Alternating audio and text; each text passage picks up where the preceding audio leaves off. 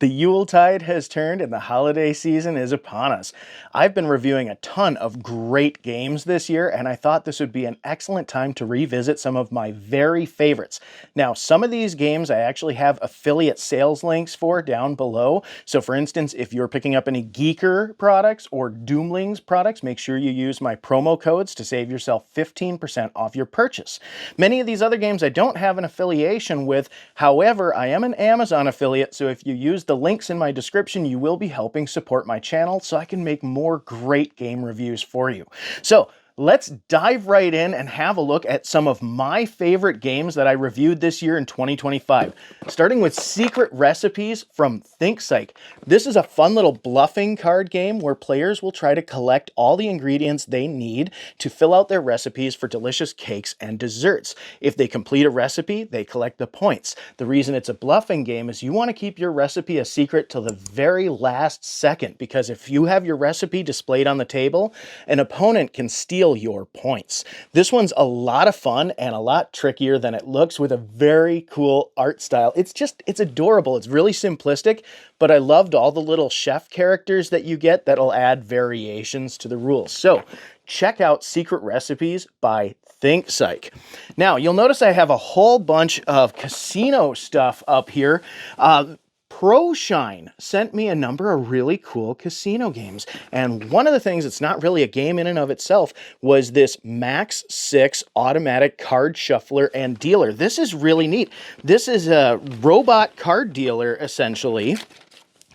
It comes with these little pads here that you can place in front of every player on the table, and then you can set the robot dealer in the middle here. It will shuffle your cards. They go right back here. You set up your game types in the front, and then as you're drawing cards, you tap this button. It'll turn and face the player and kick cards out in their direction. It's really neat. Now, I have a full in-depth video available. Check the link in the description there. I actually play it with my dad. This was pretty cool. I did not think that this was a product that I would seek out for myself. I don't normally play a whole lot of card games at home because it's just me and the missus. So we usually like more traditional board games that have a bit more, I don't know, they kind of drive themselves, whereas card games, you definitely have one dealer, so there's always somebody who's got to manage the game. With the Max 6, I found that we played a number of rounds of poker. We actually used it for Guns or Treasure, one of our games from Poggers we'll get to in a moment.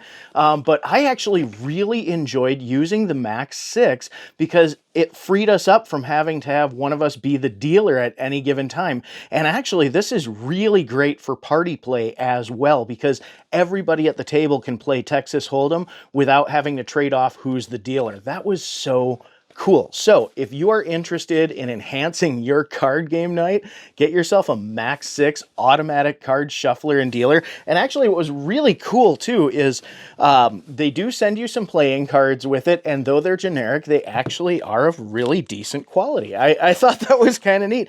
Every little item that I got from Proshine came with all the accoutrements I needed to play. So for instance, I got this lovely roulette wheel that came with a really awesome game mat and a set of chips, as well as a dolly for denoting which number came up. But I mean, for its size, this roulette wheel is surprisingly cool. So here's what gets me is I find it just so addictive just to spin one around. Oh, it's so satisfying.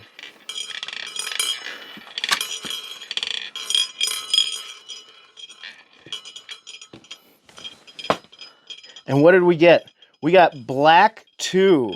When the ball hits that brass too, it has that nice, this just, it spins so smoothly. The woodwork is really lovely. Like I said, the game board that came with it, it rolls out to about the size of this table. It's a lot of fun. Now, they also have a craps set too. And that's what these dice are here for, which I gotta say, these are, what was it, 19 millimeter casino grade dice that came with it. I thought these were a huge standout. I don't have any of the other craps accoutrements out because obviously table space, but I will say these nice and chunky dice were quite lovely, and I am huge on games that are tactily pleasing. Speaking of which, even though the poker chips they sent were relatively cheap, I did appreciate that they still had a nice feel and a nice weight. I will say in my initial review for the roulette wheel, the poker chips that I had received had a little bit of paint frost on them that made them look dusty, but they were perfectly clean. I will note that the later chips that I received in other review sets were a lot cleaner and a lot nicer. So even this pack has a, has a good heft to it. So we'll set that stuff aside here. Ooh. Hear that dinging there. So Proshine, if you are interested in home casino goods, check out the Max 6 automatic card shuffler and dealer. They have a number of different roulette sets. This one was just, I believe, the 7-inch wheel, if I'm not mistaken. I do have a link in my description for this one as well.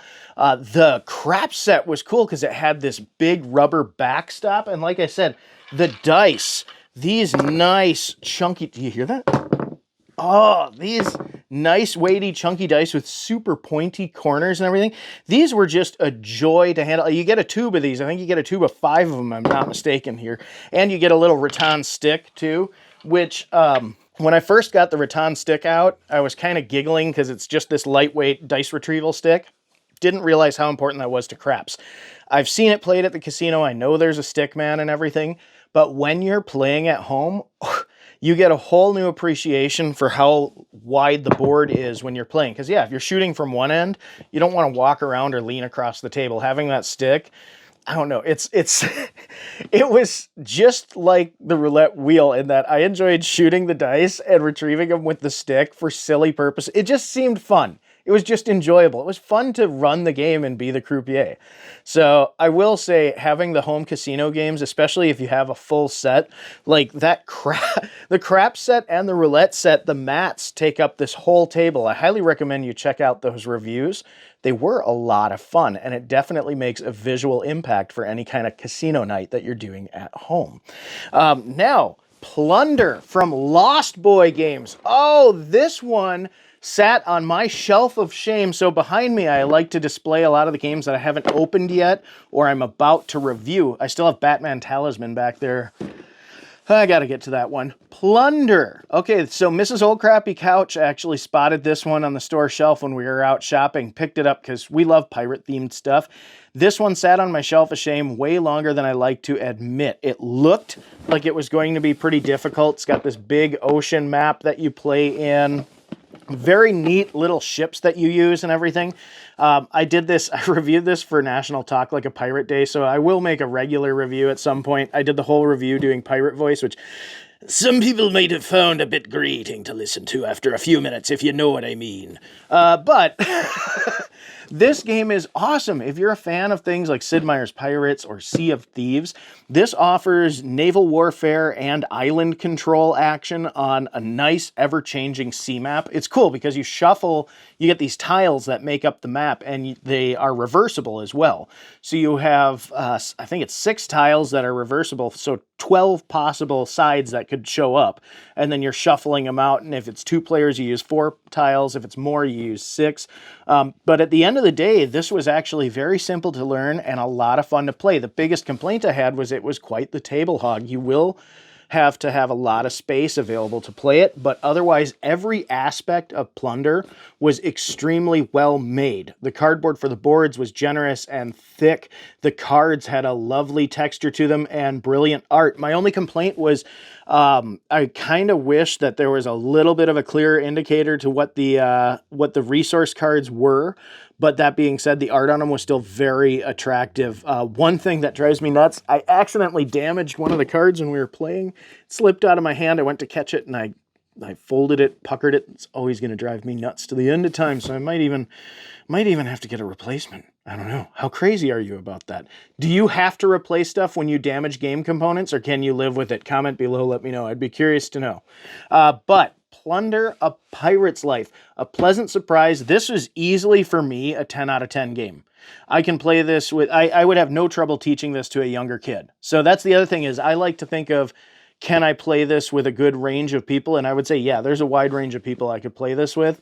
It's fun. Gameplay sessions aren't too long, but very satisfying. So Plunder, A Pirate's Life should definitely be on your radar this holiday season. Oh, knocking over my water there. Doomlings, Doomlings, Doomlings, Doomlings. Yes, I am an affiliate for Doomlings. Doomlings sent me a promotional copy earlier this year.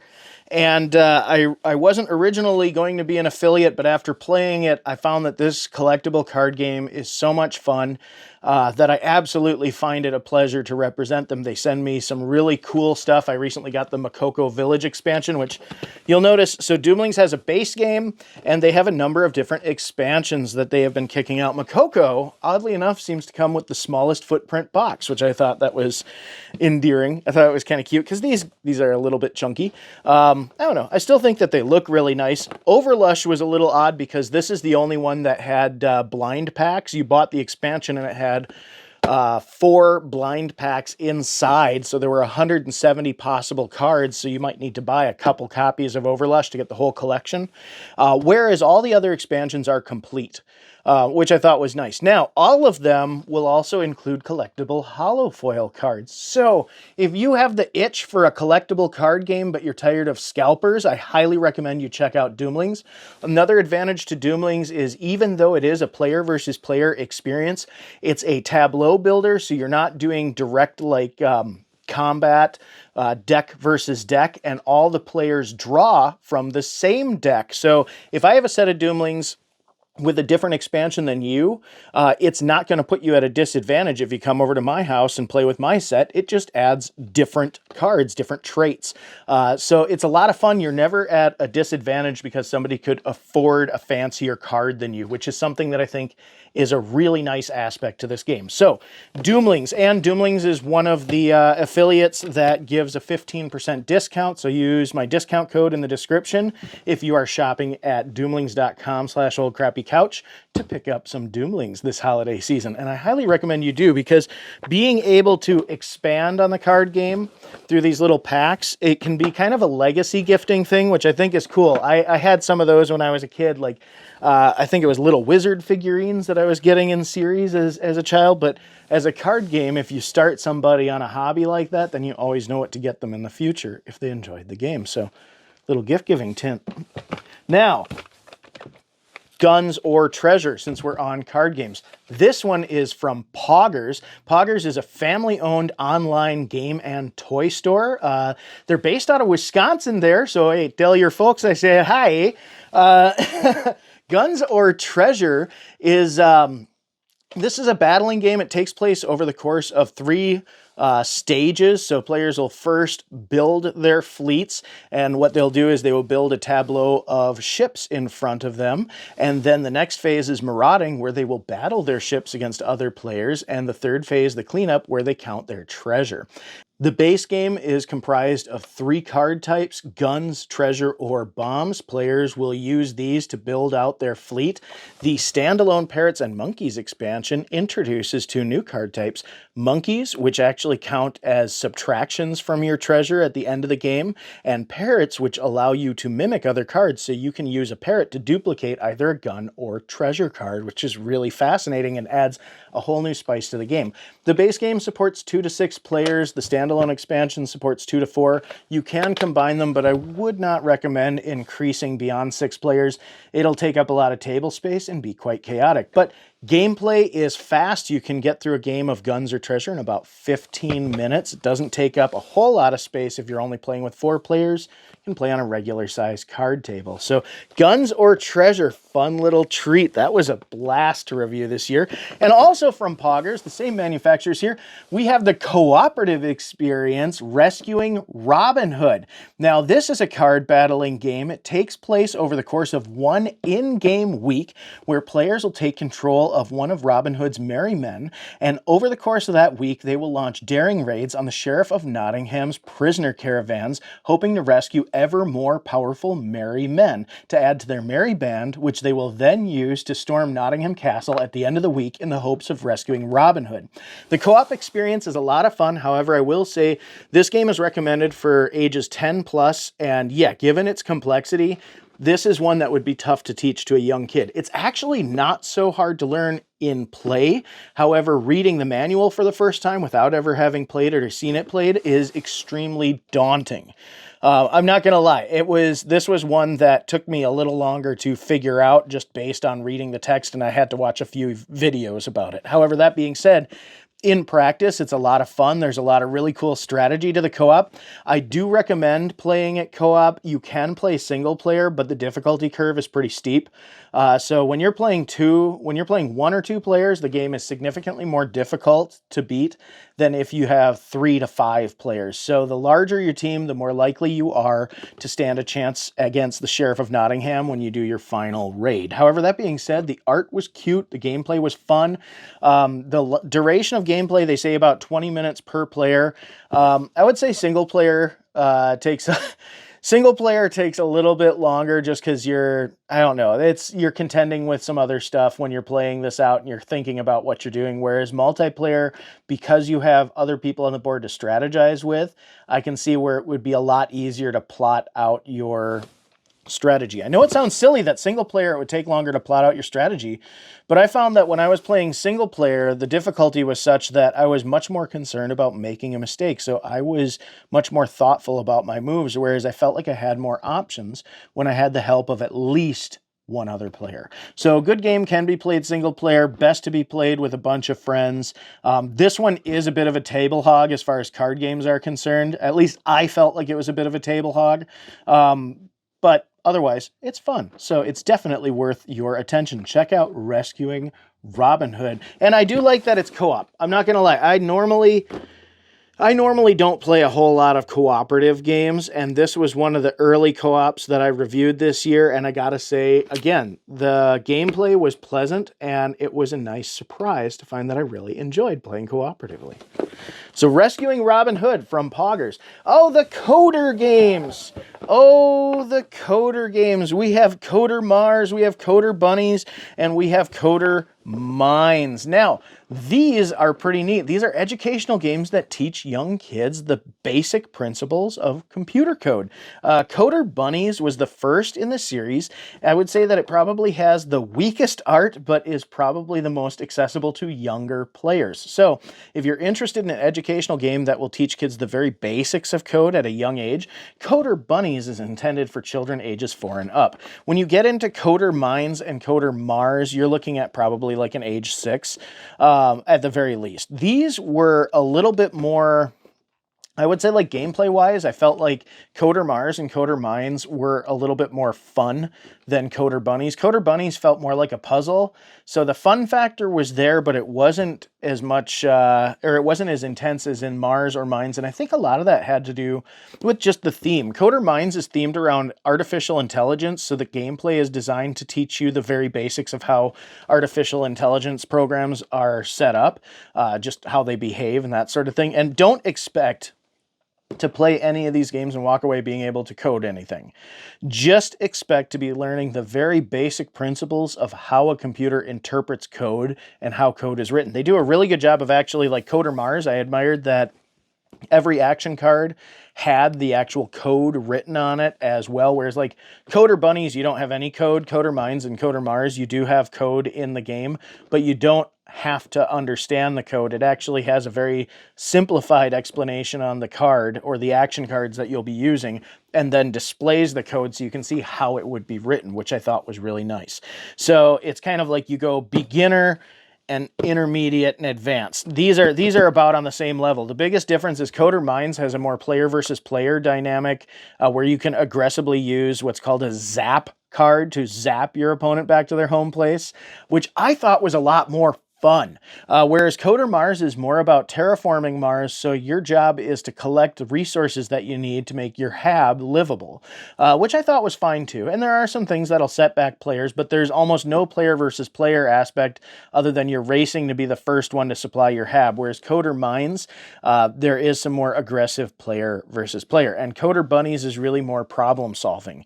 So it's whoever solves the problem first. So again, more competitive, less competitive, almost not competitive at all.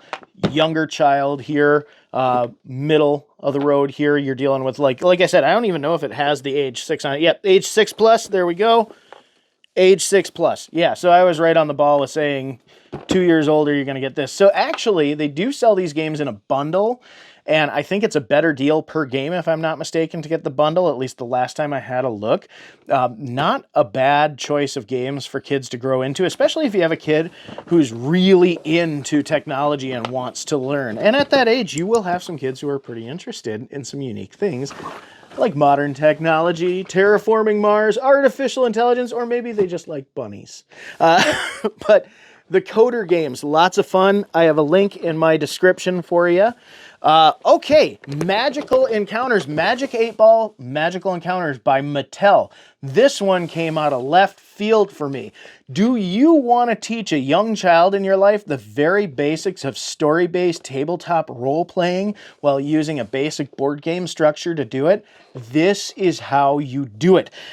This is a working Magic 8 Ball that sits in the center of the game board, and as players navigate around the board, they will run into opportunities to make choices. When they do, they consult the Magic 8 Ball to determine if it's successful or not. Does that sound like rolling in Dungeons and Dragons?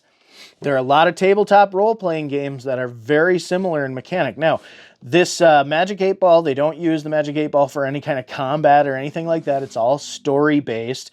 This is kind of a collect-a-thon. Players are going to be trying to return crystals to their rightful places, so there are crystals hidden around the map and in various realms, and they will be trying to collect them and return them to the towers in the center of the map. Meanwhile, they'll also be getting chased by a dragon. What was his name? It was hilarious. Gadworm! I loved Gadworm the Dragon. He's an NPC. He's a non-player character.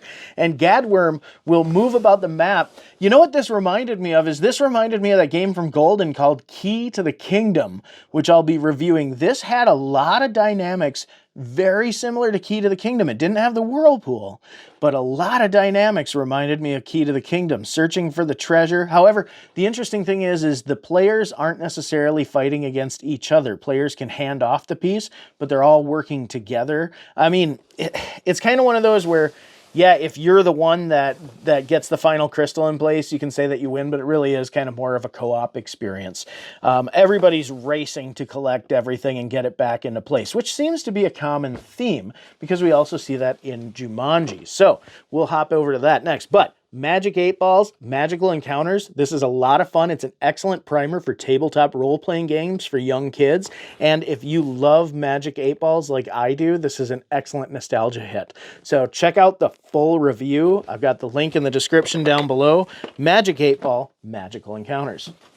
Jumanji Stampede, along the same vein of an adventure that's a cooperative experience. Now, Jumanji Stampede is based off of the more recent movies, so this one has more of a video game theme. Actually, your characters have life bars, just like the tattoos they had in the movie. Now, this is also kind of interesting because Jumanji Stampede harkens back to classic 3D adventure games like Fireball Island and Forbidden Bridge. In fact, I dare say that this is more reminiscent of Fireball Island, but has many more hazards. Now, I remember Restoration Games did a Fireball Island, was it Curse of Volcar, that had some expansions that had some similar hazards to this. So this is almost like getting a cooperative version of Fireball Island, but the quality is great. This is, I will admit, so the board is vacuformed. It's a 3D vacuform board within a cardboard perimeter on it. The vacuform board could stand to be a little heavier, but it was sufficient. I just recommend that you handle it gently. Packing this away is also something that you really want to be careful with because you don't want to crush the board when you're putting the pieces away. So it's always a very gentle affair taking this out of the box and putting it back after I'm done playing. However, that being said, the figurines are very beautifully made. All of the game pieces are generously sized. The art is amazing. I have nothing but positives to say about this game. I normally, again, not a huge co-op player. This was one that Mrs. Old Crappy Couch and I had a blast playing. What's really cool too is there are a lot of ways that you can interact with other players on the board, like handing off jewels. Again, you're returning jewels to their rightful place before the villain captures the jewel and takes power over Jumanji. So it's a MacGuffin chase. a lot of these co-op games are MacGuffin chases, but I had a lot of fun just because I love these 3D boards. I love games that start to blur the line between a toy and a game. I don't know, I'm a child in the 90s in that regard. I just always felt like those gimmicks were a blast. So for me, Jumanji Stampede, again, I would say this is almost a 10 out of 10. I just had a few detractors, and most of those were more or less just some of the stuff in this game is a bit lightweight. The box is not my favorite choice of assembly for long-term storage. All kind of minor stuff, but the game itself is a blast. I highly recommend it. This is one that Spin Master Games knocked out of the park. So kudos, whoever worked on Jumanji Stampede. Keep them going. Give them some free reign to give me another adventure game. I like the cut of their jib.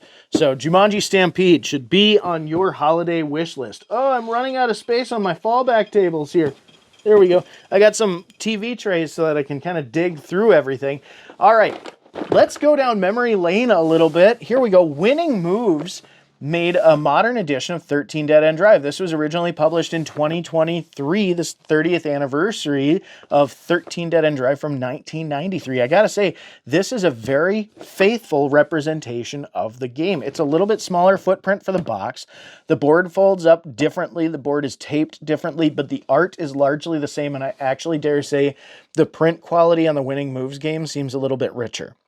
There were a few inaccuracies because there are character bios written on the cardboard insert, and some of those bios actually got a bit cut off. You can notice them if you're paying attention in my review.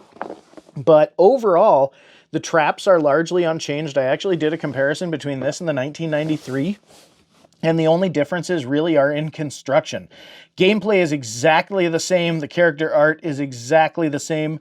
Actually, what I appreciated was the plastic pieces for the traps and everything seemed to be molded from the same molds. I mean, it was an almost complete one-to-one. However, the facade at the back of the board that makes up the mansion is constructed differently. I can see where some costs were cut, but on the flip side, I can see where some modernizations were made. Overall, I think it's an excellent value, and if you're looking for a trip down memory lane, 13 Dead End Drive as a murder-themed bluffing game that is absolutely a hoot, check out my review. It's hilarious. This is a game about trying to murder your way into line of inheritance from Aunt Agatha's fortune, and it is wacky. Considering that the theme is dark, the actual execution of this game is wild and fun. I love the art. It's a hoot every time I play. So definitely check out the 30th anniversary of 13 Dead End Drive by Winning Moves Games. All right. Woo! Woo! Woo! Magic 8 Ball don't stack too well.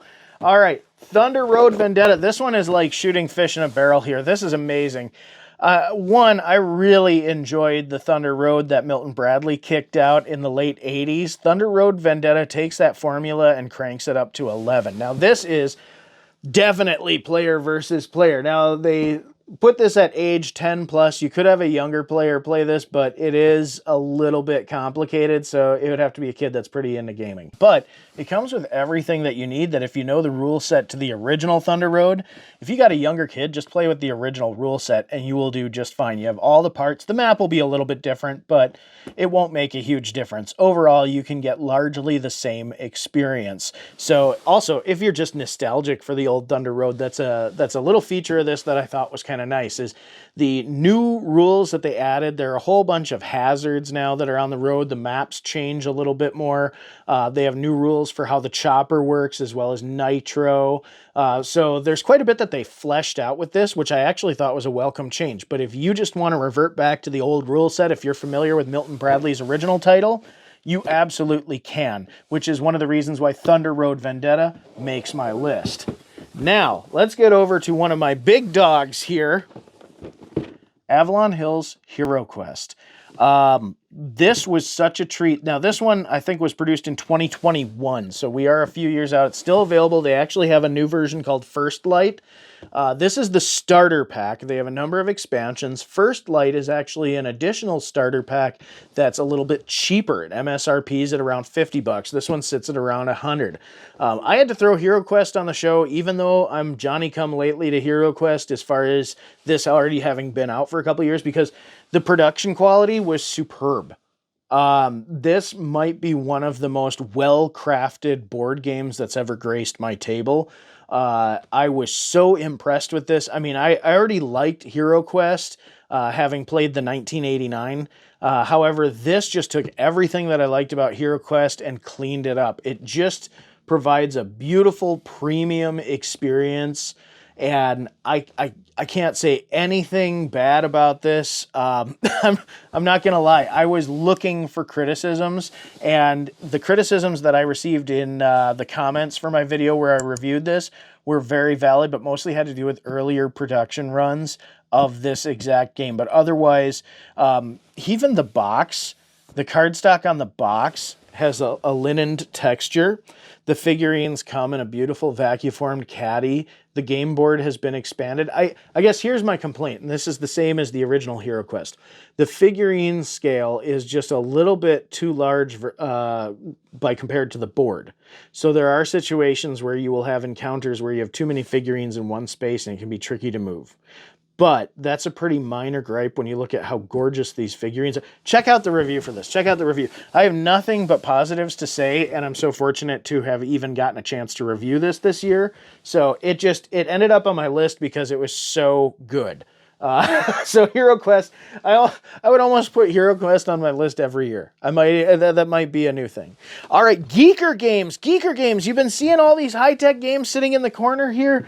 Oh man, I have a bunch of them. I have a review where I did my first 3, and then they sent me a follow-up too. All right, so. Oh man, this is Super Ludo. This was a treat. This is the Super Decoder. We've got the Smart 4, and we have the Super Slide. So Geeker makes electronic variations on board games. And like, for instance, this one here, this is called the Super Decoder. Now, it might look like something that you'd see out of a late 80s Saturday morning cartoon, but if you are a discerning board gamer, what you'll recognize is this is actually a digital version of the popular game Mastermind. It features over 500 levels of complexity on 2 different difficulty settings, and it offers multiplayer play. So you can go head-to-head by programming your own code and challenging your friends to try to decode within the time limit. What I love is the small size of this. It fits in the pocket very well. You gotta be careful that you don't catch this dial on anything, but everything's really heartily made. So you'd have to handle this pretty rough to bust it. So that's one thing that I really appreciated out of everything Geeker sent me, is all of the plastic is really nice and chunky and well put together.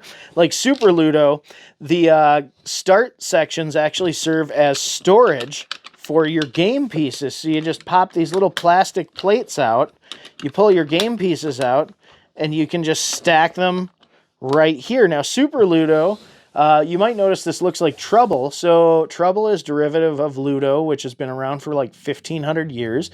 It's also been ripped off in games like Sorry or Aggravation or Pachisi. So actually, it's Ludo came from Pachisi. All right. I have a whole video about Ludo. We can talk about Ludo, but for today, we're talking about Super Ludo from Geeker. Now, this takes all of the fun innovations that came along with classic games like Trouble and amplifies them with a space exploration theme. So these are your little spaceships, and your goal is to navigate around the board and get to your finish spot. The finish spot actually has a little button in it so it can sense each time that you reach the finish and keep track.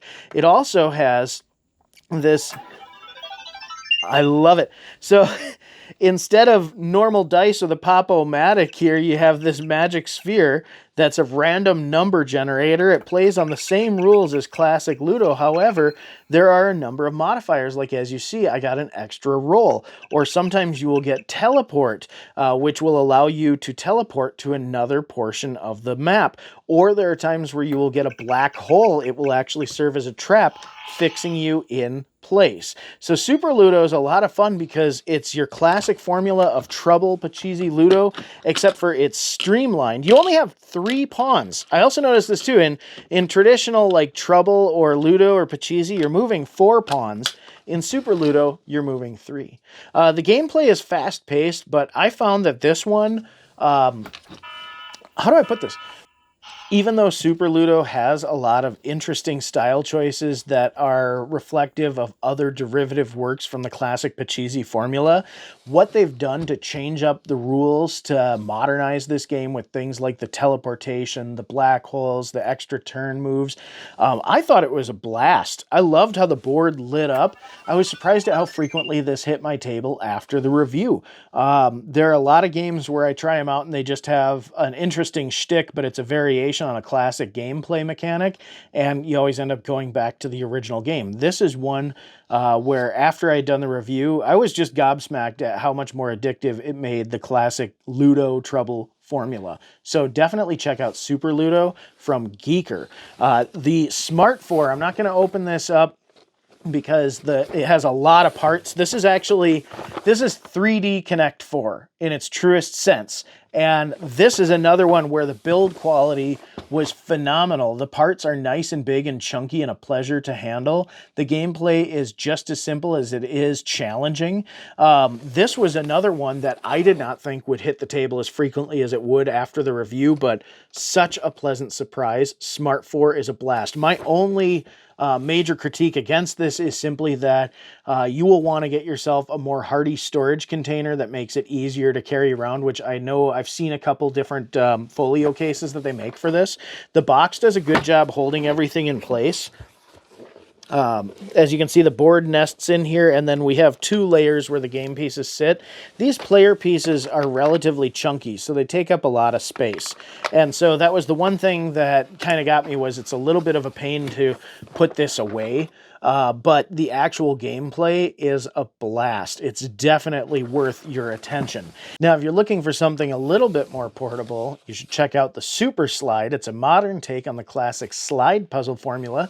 Instead of putting together random pictures in the form of a slide puzzle, instead you're navigating this red square from the top or another location on the board to the bottom center. Now, what's cool is this magnetic track will actually sense where the pieces are and can determine if you correctly solved the puzzle each time. I thought that was a neat riff on the classic slide puzzle formula, and I gotta say, the tactile satisfaction of sliding tiles on this cannot be overlooked. This is such a pleasing game to play. That's another thing that Geeker did really well. This is the Super Decoder is the only one that I didn't find to be a tactile pleasure, but the portability was a huge selling point, and it just reminded me of like a nice, thick, chunky 90s electronic game. So I enjoyed this quite a bit from a nostalgia point of view, but I will say for tactile qualities, the Super Slide is my favorite. Tactily speaking, it's my favorite. It just feels so good. Plus the noise of sliding the tiles around, they have this kind of very satisfying shook, shook, shook when they move around. Check out my review video. You're going to love the Super Slide. But the Smart 4, big chunky pieces. This one has, I mean, the pieces are okay. They're a little bit small. You know, for my taste, I would have liked a little bit bigger, but these are no smaller than the actual pegs in Trouble, and they're still nice, thick, chunky plastic. So, I mean, there's always something to whine about, I guess. But the overall quality of all of these games, Geeker just brings it.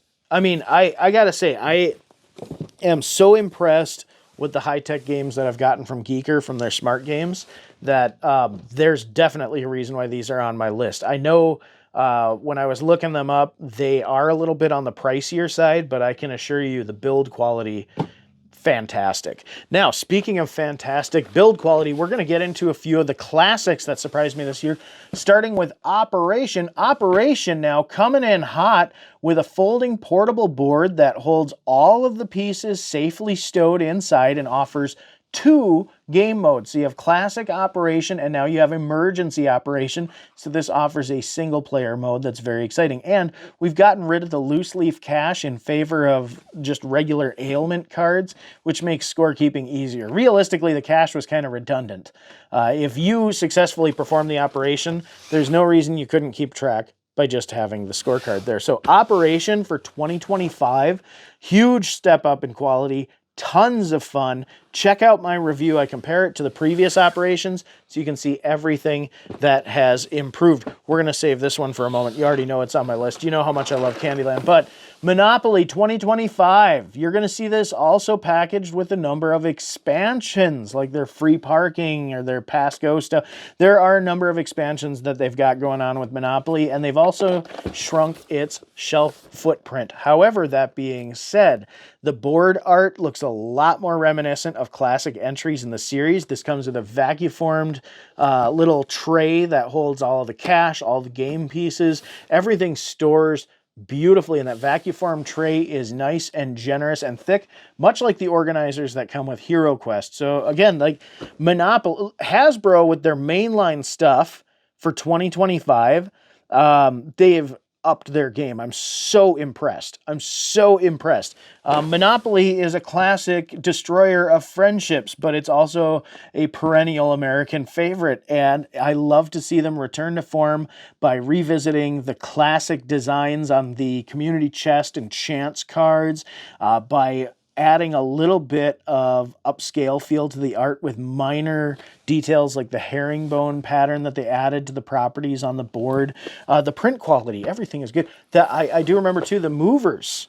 The movers in this game, the little metal movers, are amazing quality. They're bigger than previous years. They're heavier. They feel nice. They all have a really nice chrome finish. So Monopoly 2025, easily the best entry in the Monopoly series in years. So if you are looking at modernizing your Monopoly, you want something that takes up less space but offers you just as much fun, and this year they're also offering a number of expansions, which I'm yet to review, check out Monopoly 2025. And this one, which is my most pleasant surprise of the year, it came out in July, and it took until just a couple weeks ago for me to get a hold of a copy. Candyland 2025. If you have young ones in your life, get them a copy of Candyland 2025. They bring back all of the characters from the original 1984 release, where that was the first one when Hasbro had purchased Milton Bradley. So 1984 was a pivotal year. Hasbro introduced lore and characters to Candyland for the first time, and all of those characters return again 40 years later, save for Jolly. Jolly the Gumdrop Guardian has been replaced with the Gummy Bears, but the Gummy Bears, which you will see little red guys in the middle here, they serve as a non-player character. So it is still a game for 1 to 4 players. That's right, 1 player. Now single player is a lot more exciting because you have a non-player character that you can work against. This offers 2 unique game modes. One where it's player versus player, head-to-head, and another where players, 1 to 4 players actually, can compete against a non-player character. The goal, of course, it's intended 1 to 3 players against the non-player character, but you could probably do 4. But your goal is to get all your characters across the line before the Gummy Bears get across the line. They also replaced the cards with tokens that you draw out of a pouch of wonders, and that is included in the new updated lore, which is a little less scary than 84. But the figurines are fantastic. This is, I would say, easily the largest game board in the Candyland series, which is huge for me because the nice chunky figurines move nicely on the board. I love the durable, resilient tokens and the cool pouch of wonders. This is an upgrade in every regard. So I got to say, Hasbro coming in hot too for their staples in 2025. Monopoly, Operation, and Candyland. Just boom. Just knocking it out of the park. And these are ones that I had some gripes about some of their earlier versions, and they shut me right up. So credit where credit's due. So that is, wow, we've been through a lot. Still have this massive stack, but these are all of the cream of the crop games that I got to try out this year. I hope you got to join me for some of those reviews. If you're interested in a closer look, check out the links in the description below. If you're interested in picking up a copy, please support my channel by using my affiliate links in the description. Thank you so much. Whatever holidays that you are celebrating this year, may they be warm and happy. May you enjoy them with your family, and may I see you next time for another great board game review. Thanks for joining me.